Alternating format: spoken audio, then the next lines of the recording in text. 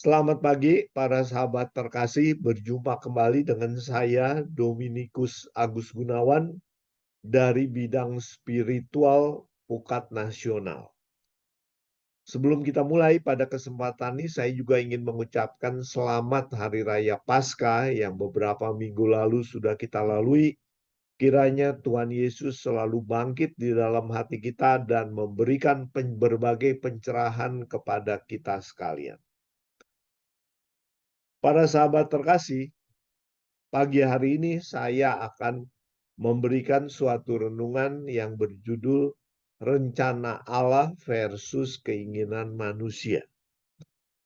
Dalam kehidupan sehari-hari manusia, kita memiliki berbagai keinginan. Tetapi Allah juga memiliki rencana. Tidak semua keinginan kita yang akan Dia wujudkan. Dia akan memilih mana yang cocok, mana yang sesuai dengan rencananya, itulah yang akan terjadi. Karena itu, para pukater sekalian, marilah kita belajar bagaimana kita menyatakan keinginan kita kepada Allah agar Ia pun berkenan untuk mewujudkan rencana kita. Untuk itu, saya akan bercerita mengenai kisah 3 pohon. Pada suatu hari, seorang petani yang ingin menanam pohon, dia memiliki 3 batang bakal tanaman, 3 batang bibit. Petani ini berkata kepada ketiga bibit itu, "Hei bibit-bibit pohon yang terkasih, kiranya kalian memohon kepada Allah yang Maha Kuasa agar kalian bisa tumbuh dengan baik dan mewujudkan berbagai rencana yang Allah inginkan terhadap Anda." Nah, tentu saja pohon ini tidak bisa berkata-kata, tetapi di dalam hati mereka juga memiliki keinginan. Pohon yang pertama berdoa di dalam hati, Allah Bapa yang Maha Pengasih, kalau boleh saya nanti kalau pohon sudah menjadi besar, batang pohon saya itu berguna bagi pemiliknya agar dapat digunakan untuk menyimpan berbagai harta karun, emas, perak, batu permata, dan lain sebagainya. Kemudian pohon yang kedua berkata, Tuhan, kalau boleh, biarlah saya tumbuh menjadi batang pohon yang nanti akan dibuat menjadi kapal yang dinaungi oleh raja dan para bangsawan untuk berkelana mengelilingi dunia. Kemudian pohon yang ketiga juga berdoa, Tuhan yang Maha Pengasih, biarlah aku sebagai pohon bisa tumbuh besar dan sehat sehingga batangku yang ada di bumi ini bisa tumbuh mencapai langit, mencapai surga tempat kediaman Engkau, sehingga aku bisa menjadi penghubung antara bumi dengan sorga.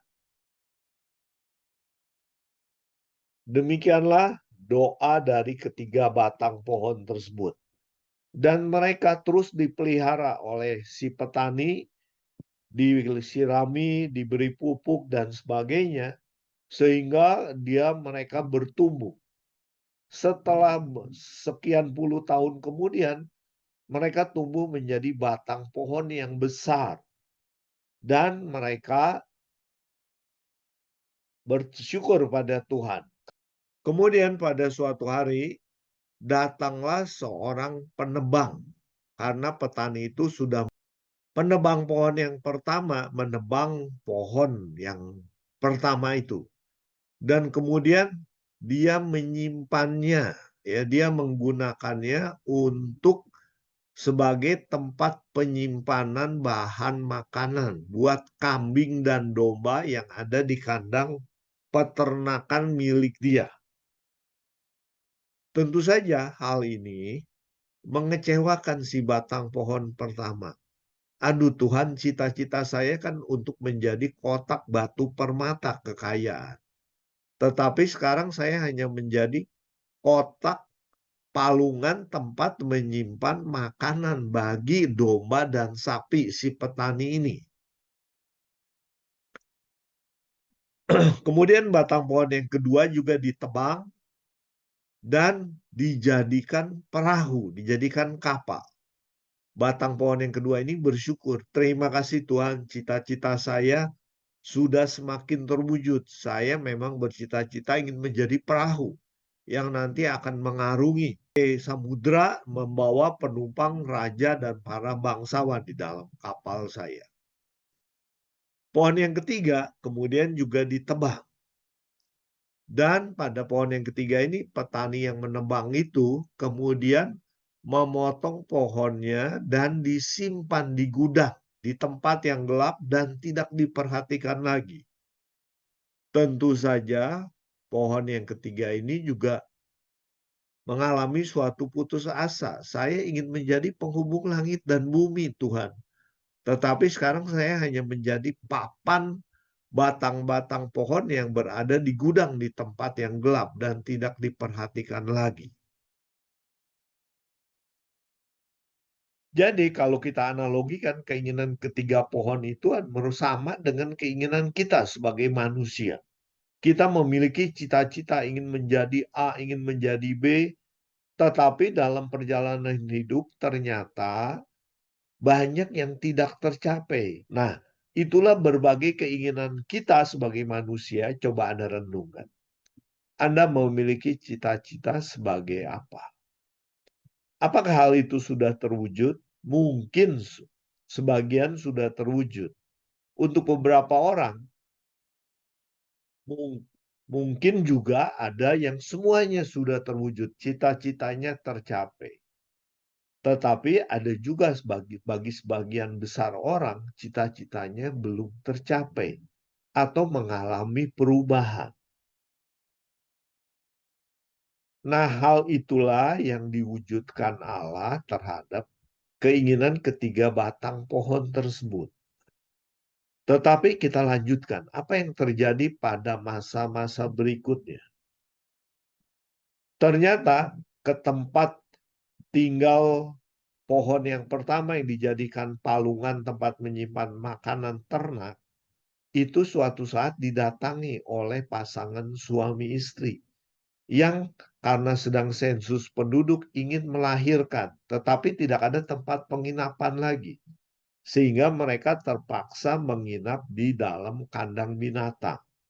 Mereka mempersiapkan palungan itu dibersihkan, diberi kain, alas kain untuk menaruh bayi yang akan dilahirkan oleh istri pendatang tersebut. Itulah ternyata di dalam palungan itu dilahirkan bayi Yesus dari Bunda Maria dan Santo Yosef suaminya. Nah, mereka ternyata palungan itu berharga, menjadi tempat harta benda yang malahan melebihi kekayaan yang ada di dunia. Karena mereka menjadi tempat menyimpan bayi Yesus, penyelamat dunia. Jadi ternyata Tuhan mewujudkan keinginan batang pohon yang pertama itu menjadi tempat penyimpan harta, malahan menjadi tempat penyimpan harta yang luar biasa, yaitu menyimpan bayi Yesus sang penyelamat dunia.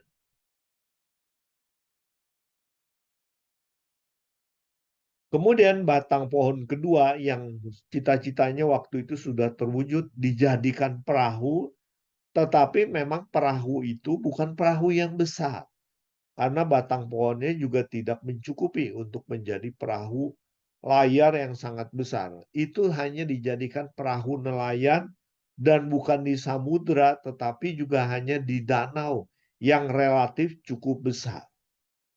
Nah, suatu saat ke perahu itu didatangi oleh sekitar 13 orang. Seorang guru dengan 12 muridnya. Mereka mendatangi perahu, naik perahu itu untuk berlayar dari sisi pantai yang satu ke pantai yang lain di Danau Galilea. Nah, tetapi ternyata pada saat mereka berlayar, tiba-tiba ada badai. Sehingga kapal itu terombang-ambing sehingga hampir tenggelam. Dan tiba-tiba dari dalam kapal itu keluarlah seseorang yang menghardik badai. Hei badai, diam, tenanglah. Maka seketika itu juga badai itu tenang. Danau Galilea tidak bergelombang tinggi lagi. Mereka tenang dan bisa berlayar ke sisi pantai yang lain. Nah, ternyata perahu itu pada saat itu sedang dikendarai oleh Tuhan Yesus dengan 12 muridnya yang sedang berlayar di Danau Galilea. Nah, batang pohon ini pun bersyukur. Terima kasih Tuhan, saya ternyata sudah bermanfaat bagi Sang Raja, yaitu Tuhan Yesus, untuk melakukan karyanya, membawa murid-muridnya dari pantai yang satu ke pantai yang lain untuk melayani seluruh umat manusia. Kemudian bagaimana dengan batang pohon yang ketiga yang tersimpan di gudang? Nah, dalam keluhannya karena dia merasa cita-citanya tidak akan terwujud, pada suatu hari batang pohon tersebut diambil oleh seorang prajurit, ya, dibawa kemudian dipotong dan dibuat menjadi salib bagi seorang terhukum yang akan disalibkan di Bukit Golgota.